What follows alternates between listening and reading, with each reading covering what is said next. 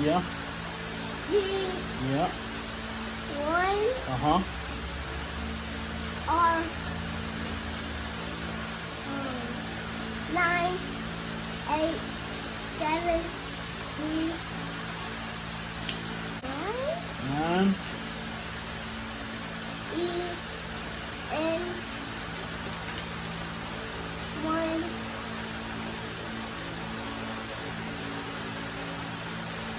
Oh yeah. Sounds good to me. We might be able to get insurance on it now. I hate to bore everybody with a bunch of nauseating details and stuff like that, but at the same time, this car has added so many subscribers to this YouTube channel. Not that I'm trying to be Johnny Carson or anything, but I just be honest, if it hadn't have been for several people, first of all, Dan Fuller, helping me out with a few parts that he had up there. I know you got more, you just ain't called me back. Because getting parts for this has been, it's just impossible. So I hate to keep beating that dead horse, but this is where my mind's at. Second off, Ken Cates, and I mentioned him before in one of the other videos, and I can't stress enough what this guy means to the Hudson groups, hobbies, or if you're simply an owner of one like me. Mr. Cates got a website. You can put in Cates, C-A-T-E-S, and Hudson's, and it should come straight up on a Google search. And I'll be honest with you, if I had known about his website before I got started on this thing, I'd probably have a few less of these and a few more of these, because there's so much useful information on that website. And I'd encourage you, even if you're not actively trying to figure a problem out, to do some research or some reading on his website, just due to the simple fact that there are so many quirks about these cars that if you're a Chevy guy or a Ford guy like me, it just don't occur. It wouldn't even, I mean, there's so many things about these engines that just going into that website and reading through some of that information, and there's links to other stuff. And the only kickback I'm getting from telling y'all about this is because I know how beneficial it would have been to me had I known about it to start with. I would have saved a lot of money, and I'd be a lot farther along with this car had I known about the website. And I was determined to have one. And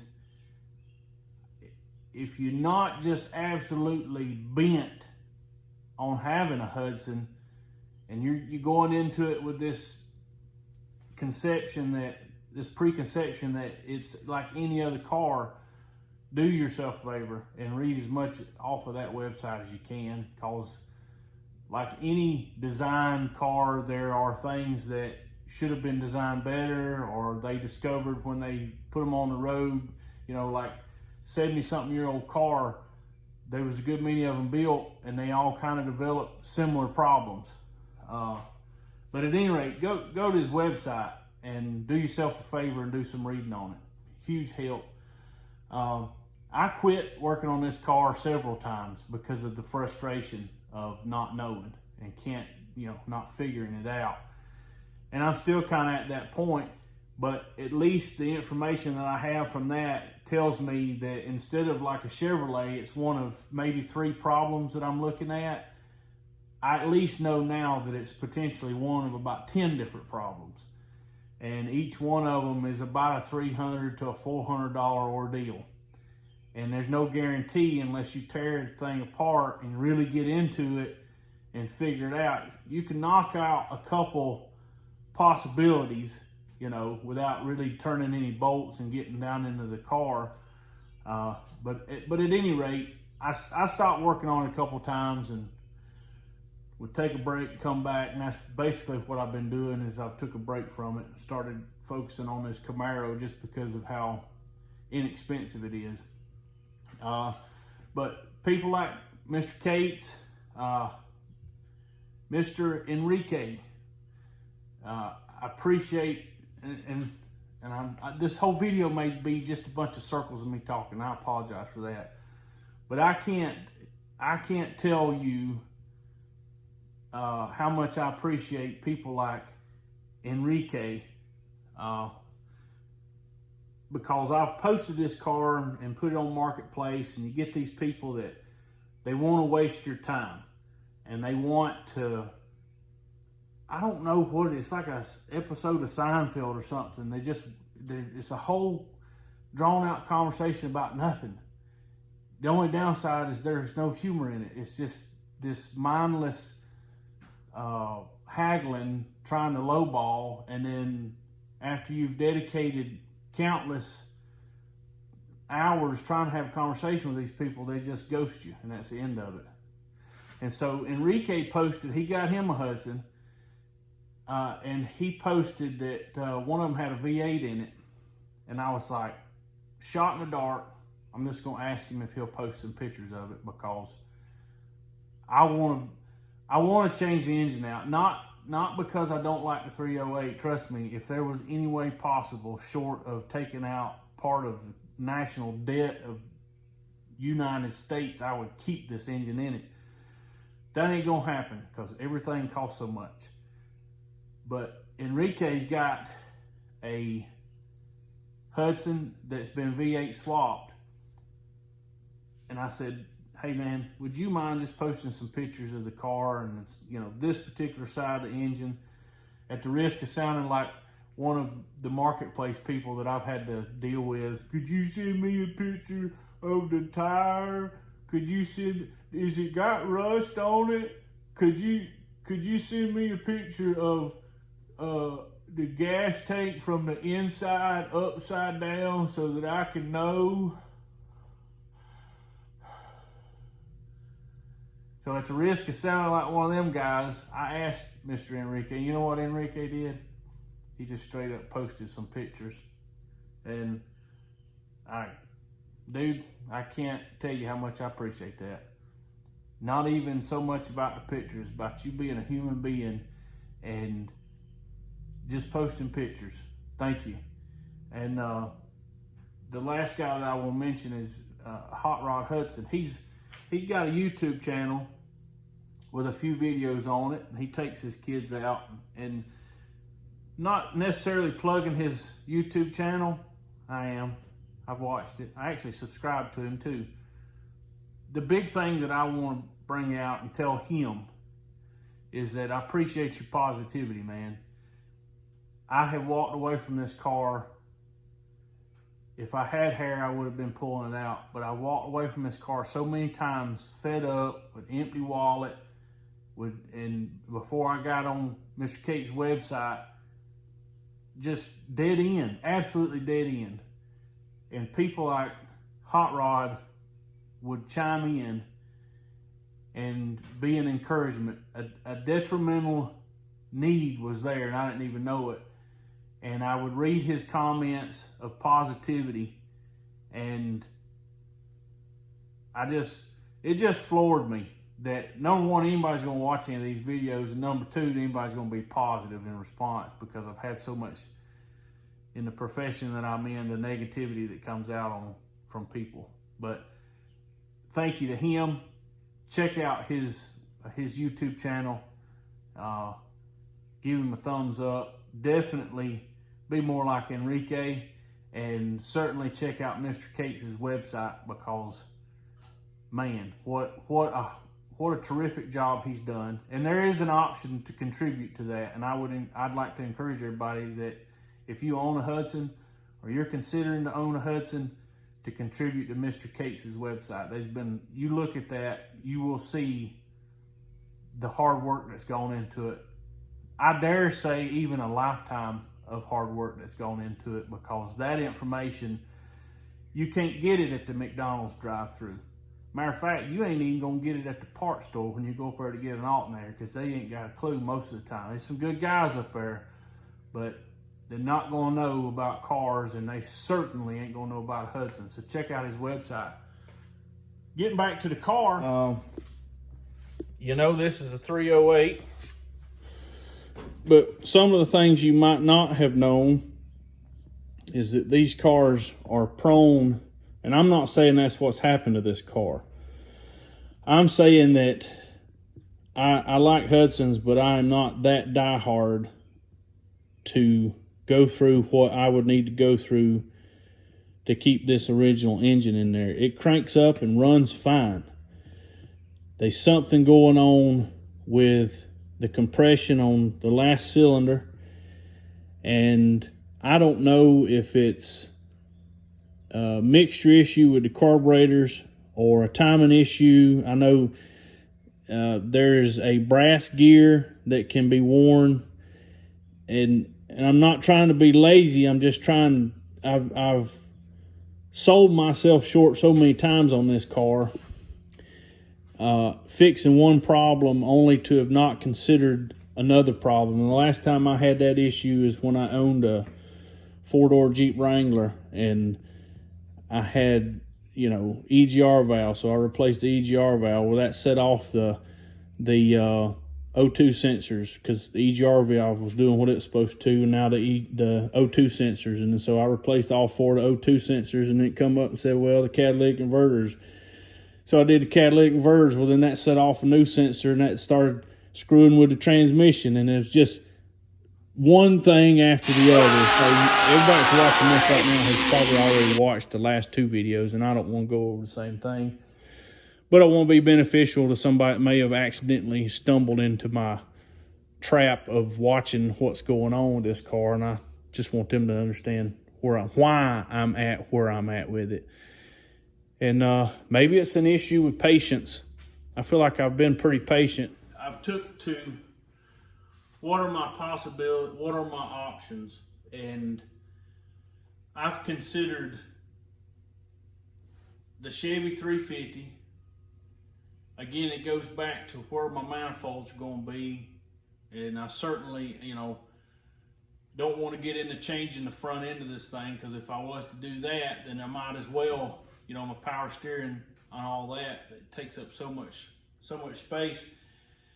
If I were to do that, I might as well find a Crown Victoria and just do a Crown Vic swap on the cross member subframe front end.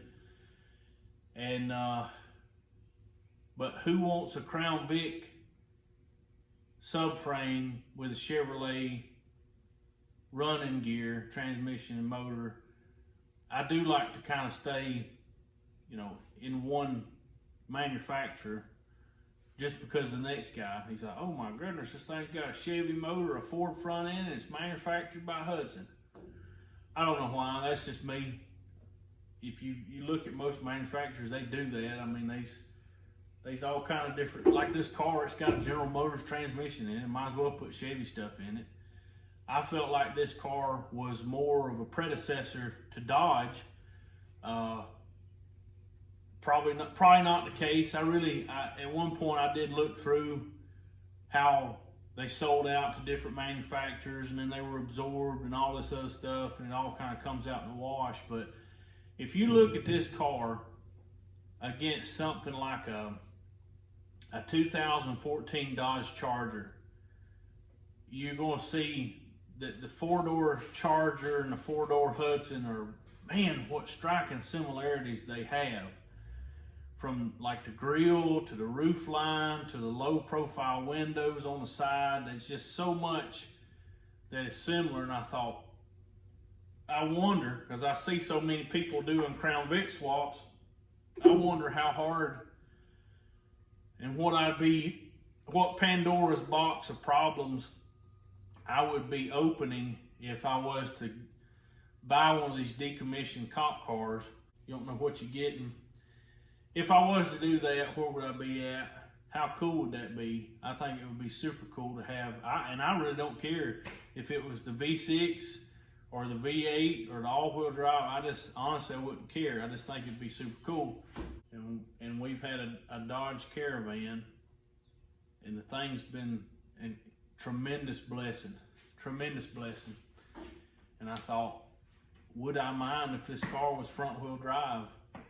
What kind of trouble would I go through if I was to put one of those front ends under it? Because it would all be self-contained between the front, transmission, all of that, from what I can tell, is just one unit, and you put it up in there. But then the conundrum of wires and ECMs and all of that mess comes playing in, and I find myself right back to something as simple as a 350. And the simple truth is no easy way of doing this. If it was easy, everybody would do it, and you'd see a lot more of these things going up and down the road. My biggest thing for this video is I want to show my appreciation for the encouraging words and the effort that so many good people, not the efforts of these bad people, because we all know there's plenty of them out there, but the efforts and the hard work that has gone in and come to me from the good people. And that's what this video, this is a Hudson video, but it's I can't tell you how much I appreciate you. I can't tell you how much I appreciate your encouraging words and for watching these videos. I sit down and there's analytics and there's all kind of really worthless information, because this is not a business and I'm not trying to be famous. I'm trying to share what I'm doing, because I know there have been times in my life when I was sick or down and couldn't work, couldn't get out and do things, and I needed something to watch, and there were people out there making these videos, and you get folks like that Vice Grip Garage guy. They make it big, and I'm happy for them. That's not what I'm trying to do. I'm just trying to make clean, half entertainment, half educational, but more than anything, just something as simple as saying, if you can't do it, we can do it, and you're welcome to be a part of it with us. And if that's worth anything to you, it's like a symbiotic relationship. If you watch the videos and you're blessed by them or encouraged by them, or you find it helps you get your second wind, silly enough, something as simple as like a thumbs up or see that you subscribed. There was a guy, it's called, his YouTube channel is called Square State Chevys. His whole thing's about square bodies. And he made a video, and his whole introduction was a testimony of how God had worked in his life. And I don't mean this mainstream God that everybody likes to tear down. I'm talking about the God that is there with you when nobody else is. The God that you cry out to when everything has gone wrong. Everybody's abandoned you. And even your body is failing you. The God that so many people live in denial about existing until they get to that dark place, and then they start saying, well, if you are real, talking about that God, the God that is real, the God that does not abandon you, even though the screaming, raging voice in your ear says that he has. This Square State Chevy guy put his introduction in and gave his testimony. He was going to get a square body crew cab camper truck, to be simple, to be true, and to be factual based. And whether or not you believe in any of that or not, and I say it's factual based, and you say, well, you ain't got no facts to back it up. Here's a fact for you. Whether you believe it or not, there's going to come a day when you get into that dark place and you're going to ask something.